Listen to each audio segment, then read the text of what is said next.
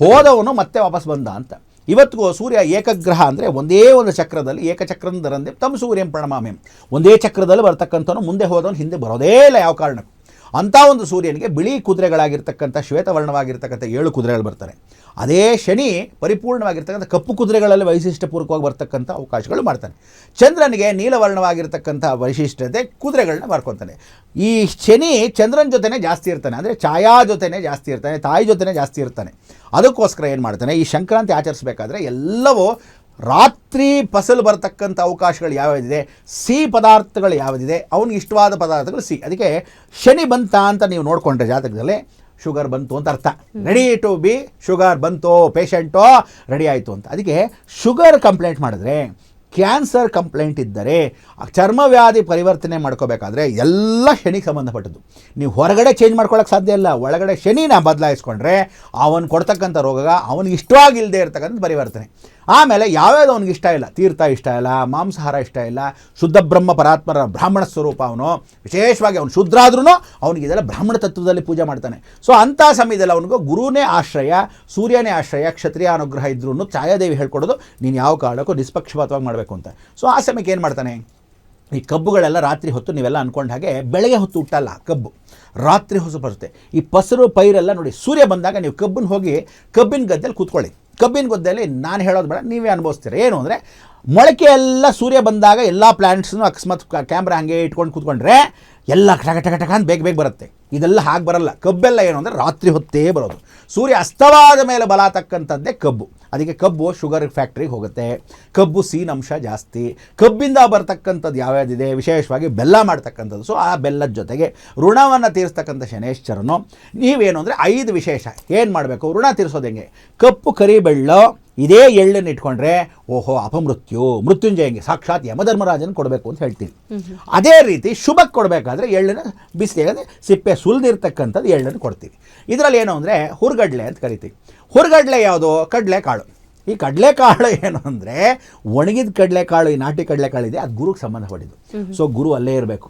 ಅದಾದ ಮೇಲೆ ಭೂಗರ್ಭದಲ್ಲಿರ್ತಕ್ಕಂಥ ಕುಜನಾಂಶ, ಧರಣಿ ಗರ್ಭ ಸಂಭೂತಂ ವಿದ್ಯುತ್ ತಾಂಕಿತ ಸಮಪ್ರಭಂ ಕುಮಾರ ಶಕ್ತಿ ಹಚ್ಚಿದ ಮಂಗಳಂ ಪ್ರಣಮಾಮ್ಯಂ. ಚಿಗುರು ಬರೋ ಸಮಯದಲ್ಲಿ ಭೂಮಿ ಒಳಗಿರ್ತಕ್ಕಂಥದ್ದು ಕಡಲೆಕಾಯಿ ಬೀಜ ಬೇರೆ, ಹುರ್ಗಡ್ಲೆ ಬೇರೆ. ಇದು ಹುರ್ಗಡ್ಲೆ ಆಗಿರ್ತಕ್ಕಂಥದ್ದು. ಸೊ ಈ ಹುರ್ಗಡ್ಲೆ ಇಂಪಾರ್ಟೆಂಟು, ಕಡಲೆಕಾಯಿ ಬೀಜ ಭಾಳ ಇಂಪಾರ್ಟೆಂಟ್. ಅವನು ಭೂಮಿ ಒಳಗಿರೋ ಧರಣಿ ಗರ್ಭ ಯಾರೋ ಕುಜನಿಗೆ ಸಂಬಂಧಪಟ್ಟರು. ಬೆಲ್ಲ ಇಂಪಾರ್ಟೆಂಟು, ಎಳ್ಳು ಇಂಪಾರ್ಟೆಂಟ್. ಕೊಬ್ಬರಿ ಏನು ಬರೋದು, ಆ ಕೊಬ್ಬರಿನ ಪ್ರಾರ್ಥನೆ ಮಾಡಬೇಕು. ಎಣ್ಣೆ ಪದಾರ್ಥದಲ್ಲಿ ಗುರು ಜೊತೆಗೆ ಶುಕ್ರ ಇರ್ತಾನೆ, ಅಂಥದ್ರಲ್ಲಿ ಕೊಬ್ಬರಿ ಯಾರು ಮಾಡ್ತಾನೆ, ಮೇಲ್ಗಡೆ ಇರ್ತಕ್ಕಂಥದ್ದು. ಇವತ್ತು ರಾತ್ರಿ 2:30 ಅದು ರಾತ್ರಿನೇ ಪ್ರಯಾಣ. ನೀವು ಅಕಸ್ಮಾತ್ ತೆಂಗಿನ ಮರಕ್ಕೆ ಹಿಂಗೆ ಕಿವಿ ಇಟ್ಟರೆ ರಾತ್ರಿ ಚಿಗುರು ಅಂತ ವಿಶೇಷತೆ.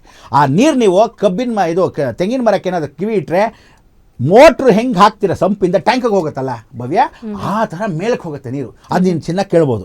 ಸೊ ಎಳ್ನೀರೊಳಗೆ ಹೆಂಗೆ ನೀರು ಹೋಗುತ್ತೆ ಅಂತ ಯಾರೂ ಗೊತ್ತಾಗಲ್ಲ. ಅದು ಪ್ರಯತ್ನ ಅಲ್ಲ, ಭಗವಂತನ ಲೀಲೆ. ಸೊ ಅದಕ್ಕೋಸ್ಕರ ಆ ಕೊಬ್ಬರಿಯನ್ನು ಇದ್ರ ಜೊತೆಗೆ ಕೊಬ್ಬರಿ. ಆಮೇಲೆ ನೀವು ದಯವಿಟ್ಟು ಹೇಳ್ತಾ ಇದ್ದೀನಿ, ಯಾವ್ದು ಎರ್ದದವ್ನು ಕಂಡುಹಿಡಿದು ನನಗೂ ಗೊತ್ತಿಲ್ಲ, ಇವೆಲ್ಲ ಹುರ್ಗಡ್ಲೆ ಪುಡಿ ಮಾಡ್ಕೊಂಬಿಟ್ಟು ಒಂದಷ್ಟು ಜನ ಅಯ್ಯೋ ಇದ್ರ ಜೊತೆಗೆ ಬೇಕಾಗಿಲ್ಲ ಅಂತ ಎಳ್ಳು ಬೆಲ್ಲ ಕೊಡ್ತಿರಲ್ಲ, ಆ ವಿಶೇಷವಾಗಿರ್ತಕ್ಕಂಥ ಸಂದರ್ಭ ಓಕೆ. ನೀವು ಅಕಸ್ಮಾತ್ ಪೂರ್ತಿಯಾಗಿ ಬೇವು ಬೆಲ್ಲ ಕೊಡೋ ಸಮಯಕ್ಕೆ ಇದನ್ನೆಲ್ಲ ಹೇಳ್ಕೊಂಡ್ಬಿಡ್ತೀರಿ. ಹಂಗೆ ಸೇರಿಸ್ಕೋಬಾರ್ದು. ಇದು ಯಾವತ್ತಿದ್ರೂ ಶುಂಠಿ ಪೆಪರ್ಮೆಂಟ್ ಹಾಕೋದು, ಸಣ್ಣ ಜೀರಿಗೆ ಪೆಪರ್ಮೆಂಟ್ ಹಾಕೋದು, ಇಂಥದ್ದೆಲ್ಲ ಮಾಡೋಕ್ಕೆ ಹೋಗಬೇಡಿ. ಈ ಪಂಚಭೂತಗಳು ಮಾತ್ರ ಹಾಕಬೇಕು. ಎಳ್ಳು ಜೊತೆಗೆ ಇದೆಲ್ಲನೂ ಎಳ್ಳಿನ ಪದಾರ್ಥ. ಸೈಂಟಿಫಿಕಲಾಗಿ ಏನು ಹೇಳುತ್ತೆ, ಇದೆಲ್ಲ ಎಣ್ಣೆ ಬಿಡೋ ಅಂಥದ್ದು. ಚಳಿಗಾಲದಲ್ಲಿ ಉಷ್ಣಗಳು ಹೋಗ್ತಕ್ಕಂಥದ್ದು. ನೀವು ಕಾಯಿಲೆಗೆ ಅಯ್ಯೋ ನಾನು ವ್ಯಾಕ್ಸಿನ್ ಹಚ್ಕೊಂಡ್ಬಿಟ್ರೆ ಚೆನ್ನಾಗಿದೆ, ಕಲ್ಲ ಹೊಡೆದೋಗತ್ತಲ್ವಾ ಅಂತ ಎಣ್ಣೆ ಪದಾರ್ಥಗಳು ಚೆನ್ನಾಗಿ ತಿನ್ನಬೇಕು. ಎಣ್ಣೆ ಪದಾರ್ಥಗಳು ಹೆಂಗೆ ತಿಂತೀರಾ, ಇದರಲ್ಲಿ ಎಣ್ಣೆ ಬಿಡೋವಂಥ ಪದಾರ್ಥಗಳು ತಿಂದರೆ ಕಾಲು ಹೊಡಿಯಲ್ಲ, ಮೈಕೈ ಹೊಡಿಯಲ್ಲ. ಸೊ ಈ ಚಳಿಗಾಲಕ್ಕೆ ನಮಗೆ ಗೊತ್ತಿಲ್ಲದೇನೆ ಅದೇ ಬರ್ತಕ್ಕಂಥ ಫಸಲು ವಿಶೇಷವಾಗಿ ಸಂಕ್ರಾಂತಿ ಸಮಯಕ್ಕೆ ಬರೋದ್ರಿಂದ ಯಾರು ಕಬ್ಬನ್ನು ಕಚ್ಚಿ ತಿಂತಾರೋ, ಇವಾಗೆಲ್ಲ ಕಚ್ಕೊಳ್ಳೋಕ್ಕೆಲ್ಲ ತಿನ್ನಲ್ಲ, ನಾನು ಅಲ್ಲೇ ಮುರಿದೋಗತ್ತೆ. ಇವಾಗೆಲ್ಲ ತಿನ್ನೋರೆ ಕಲ್ಲು ಬಿಡ್ತಾಕ್ಬಿಡ್ತಾರೆ. ಕಚ್ಕೊಂಡು ಇಷ್ಟು ತಿನ್ನೋಕ್ಕೂ ಚೆನ್ನಾಗಿಲ್ಲ. ಕಬ್ಬನ್ನ ಯಾವತ್ತೂ ಕಚ್ಚಿ ತಿನ್ನಬೇಕು. ತಿಳ್ಕೊಳ್ಳಿ, ಎಷ್ಟು ಚೆನ್ನಾಗಿ ಹಲ್ಲನ್ನು ಕಚ್ಚಿ ಯಾರು ಕಬ್ಬು ತಿಂತಾರೋ ನಿಮ್ಮ ದೋಷಗಳು ಭಾಳ ಬೇಗ ಹೋಗುತ್ತೆ. ಕೇತು ದೋಷಗಳು ನಿವಾರಣೆ ಆಗುತ್ತೆ. ಪರಿಪೂರ್ಣ ರಕ್ಷಾ ಕವಚ ಸಿಗುತ್ತೆ. ರಸವನ್ನು ನೇರವಾಗಿ ಇರಬೇಕು, ಕತ್ತರಿಸ್ಕೊಂಡು ತಿನ್ನೋದಲ್ಲ. ಕಬ್ಬನ್ನು ಹೇಗೆ ತೆಗೆದು ಬಿಸಾಕ್ತಿಬೇಕು.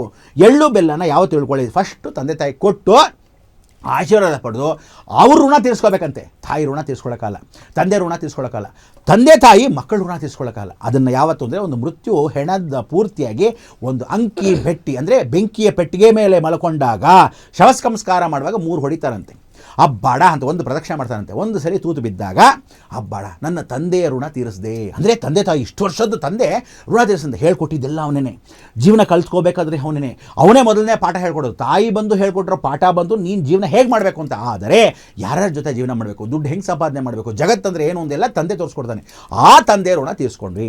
ಭೂಮಿ ಋಣ ತೀರಿಸ್ಕೊಂಡೆ, ಎರಡನೇ ಸಲ ಹೊಡೆದಾಗ ಭೂಮಿ ಋಣ ತೀರಿಸ್ಕೊಂಡೆ. ತದನಂತರ ಸಹೋದರಿಗಳು ಸಂಬಂಧಗಳೆಲ್ಲ ಋಣ ತೀರಿಸ್ಕೊಂಡು ಇಲ್ಲಿಗೆ ನನಗೆ ಮುಕ್ತಿ ಮಾರ್ಗವನ್ನು ಪ್ರಸಾದಿಸಿತು ಅಂತ ಮೂರನೇ ಕೊಂಡಿ ಹೊಡೆದಾಗ ಆ ಮಡಿಕೆಯಲ್ಲಿರ್ತಕ್ಕಂಥ ನೀರು ಮೇಲ್ಗಡೆ 1, 2, 3 ಹೊಡಿಬೇಕು. ಇವನೇ ಗೊತ್ತಾ, ಪಕ್ಕ ಪಕ್ಕ ಪಕ್ಕ ಹೆಂಗಂದ್ರೆ ಹೊಡಿತಿರ್ತಾರೆ, ಹಾಗೆಲ್ಲ ಹೊಡೆಯಂಗಿಲ್ಲ. ಅವನು ಹಿಂತಿರುಗಿ ನೋಡದೆ ಅದನ್ನು ಮಡಿಕೆಯನ್ನು ಬಿಸಾಕದೆ ಇಲ್ಲಿಗೆ ನನ್ನ ಋಣ ತೀರೋಯ್ತು ಅಂತೀವಲ್ಲ, ಹಾಗೆ ಆ ಋಣವನ್ನು ಶನೇಶ್ವರನು ತಂದೆಯ ಋಣವನ್ನು ತೀರಿಸ್ಕೊಳ್ಳೋಕ್ಕೆ ಈ ಸಂಕ್ರಾಂತಿ ಹಬ್ಬ ಅವನು ಬಂದು ಪಾದಪೂಜೆ ಮಾಡಿ ತಂದೆನ ಕರೀತಾನಂತೆ. ಬೇಡ, ಈ ಋಣಾನು ಬಂದ ನಿನ್ನ ತಾಯಿ ಜೊತೆ ನನ್ನ ತಾಯಿ ಜೊತೆ ಇರಬೇಕು, ನೀನು ಮೇಲೆ ಸುಖವಾಗಿರ್ತಕ್ಕಂಥ ಅವಕಾಶ ಮಾಡಬೇಕು, ನಿನಗೂ ಆರೋಗ್ಯಕ್ಷೇಮ. ಯಾಕಂದರೆ ಶನಿ ಶಾಪ ಆಗ್ತಾನಂತೆ. ಸೂರ್ಯನಿಗೆ ಬಿಡದೇ ಇರತಕ್ಕಂಥ ಶನಿ, ಈಶ್ವರನಿಗೆ ಬಿಡದೇ ಇರತಕ್ಕಂಥ ಶನಿ, ಮನುಷ್ಯರಿಗೆ ಮಾತ್ರ ಬಿಡ್ತಕ್ಕಂಥ ಅವಕಾಶಗಳು ಇಲ್ಲವೇ ಇಲ್ಲ. ಅದಕ್ಕೋಸ್ಕರ ನೀವೆಲ್ಲರೂ ಸಂಕ್ರಾಂತಿ ಹಬ್ಬಕ್ಕೆ ಬಂದಾಗ ಎಷ್ಟು ಎಳ್ಳನ್ನು ನೋಡಿ, ಯಾರಿಗಾದ್ರೂ ಹಿಂಗೆ ದಾನ ಮಾಡಬೇಕಾದ್ರೆ ಜ್ಞಾಪಕ ಇಟ್ಕೊಳ್ಳಿ, ಕೈ ಸೋಕಬಾರ್ದು. ಎಳ್ಳು ಎಷ್ಟು ದಾನ ಮಾಡುವಾಗ ಕೈನ ಹೀಗೆ ಕೊಡಬೇಕು ಮೇಲಿಂದ, ಅವ್ರ ಕೈ ಮುಟ್ಟಬಾರ್ದು, ಅವ್ರು ಇಸ್ಕೋಬೇಕಾದ್ರೆ ನಿಮ್ಮ ಕೈ ಮುಟ್ಟಬಾರ್ದು. ಎಳ್ಳು ಎಷ್ಟು ಸ್ವೀಕರಿಸ್ತೀವೋ ಅವ್ರ ಋಣ ತೀರುತ್ತೆ. ಎರಡನೇದು ಐಶ್ವರ್ಯ ಅಂತ, ಎಳ್ಳನ್ನು ಎಷ್ಟು ದಾನವಾಗಿ ತೊಗೊತೀರೋ ಐಶ್ವರ್ಯ ಅಭಿವೃದ್ಧಿ ಇರುತ್ತೆ. ಅದಕ್ಕೆ ಶನೇಶ್ವರ ದೇವಸ್ಥಾನದಲ್ಲಿ ಇದೇ ಎಳ್ಳನ್ನು, ಕಪ್ಪು ಎಳ್ಳನ್ನು ದೇವರಿಗೆ ಎಳ್ಳುಂಡೆ ಮಾಡ್ತಾರೆ. ಗಂಗಾಗೆ ತುಂಬ ಇಷ್ಟ, ತುಂಬ ಪ್ರಿಯವಾಗಿರ್ತಕ್ಕಂಥದ್ದು. ಆಂಜನೇಯ ದೇವಸ್ಥಾನಕ್ಕೆ ಹೋದಾಗ ಎಳ್ಳನ್ನು ದೀಪವನ್ನು ಹಚ್ಚಿದಾಗ ಪ್ರಾರ್ಥನೆ ಮಾಡಿ ಹೊರಭಾಗದಲ್ಲಿ ಉಂಡೆಯನ್ನು ಮಾಡಿಕೊಡ್ತಕ್ಕಂಥದ್ದು ತುಂಬ ಇಷ್ಟ ಆಂಜನೇಯನಿಗೆ. ಆಗ ಆಂಜನೇಯನ ಮುಖಾಂತರ ಶನೇಶ್ವರನಿಗೆ ರಾವಣನಿಂದ ಮುಕ್ತಿ ಸಿಕ್ಕಿರೋದ್ರಿಂದ ಅವನು ಹೇಳ್ತಾನೆ, ಇನ್ನು ಮೇಲೆ ಗಣಪತಿಗಾಗಲಿ ಆಂಜನೇಯನಿಗಾಗಲಿ ಯಾರು ಸಂತೃಪ್ತಿಯಿಂದ ಪೂಜೆ ನಮಸ್ಕಾರ ಮಾಡ್ತಾರೆ ಜಲಮದಲ್ಲಿ ಅವರಿಗೆ ಆ ಕಾಟವನ್ನು, ದೊಡ್ಡ ಕಾಟವನ್ನು ನಾನು ಕೊಡೋದಿಲ್ಲ ಅಂತ ಪ್ರಾರ್ಥನೆ ಮಾಡಿ ಪೂರ್ತಿಯಾಗಿ ಶಪಥವನ್ನು ಇರ್ತಾನೆ. ಅದಕ್ಕೆ ಸಂಕ್ರಾಂತಿ ಹಬ್ಬದಲ್ಲಿ ಎಳ್ಳು ಬೆಲ್ಲವನ್ನು ಯಾವತ್ತೂ ತಿಳ್ಕೊಳ್ಳಿ, ಸಿಹಿಯನ್ನು ಪರಿಪೂರ್ಣವಾಗಿ ಅವನು ಕೊಟ್ಟರು, ಎಳ್ಳನ್ನು ಅವನು ಋಣ ತೀರಿಸ್ಕೊಂಡ್ರೆ ನಿಮ್ಮ ಜೀವನ ಸಾರ್ಥಕತೆ ಅನ್ನೋದು ಸಂಕ್ರಾಂತಿ ಹಬ್ಬದ ಶುಭಾಶಯ. ಓಕೆ ಗುರುಗಳೇ, ಇನ್ನು ಸೂರ್ಯನ ಪಥ ಬದಲಾವಣೆ ಈ ಸಂಕ್ರಾಂತಿ ಫಲ ದ್ವಾದಶ ರಾಶಿಗಳ ಮೇಲೆ ಯಾವ ರೀತಿಯ ಪ್ರಭಾವವನ್ನು ಬೀರ್ತಿದೆ, ಯಾವೆಲ್ಲ ರಾಶಿಗೆ ಅದೃಷ್ಟವನ್ನು ಹೊತ್ತು ತರ್ತಿದೆ, ಈ ಬಗ್ಗೆ ಹೆಚ್ಚಿನ ಮಾಹಿತಿಯನ್ನು ನಿಮ್ಮಿಂದ ಪಡ್ಕೊಳ್ತೀನಿ. ಒಂದು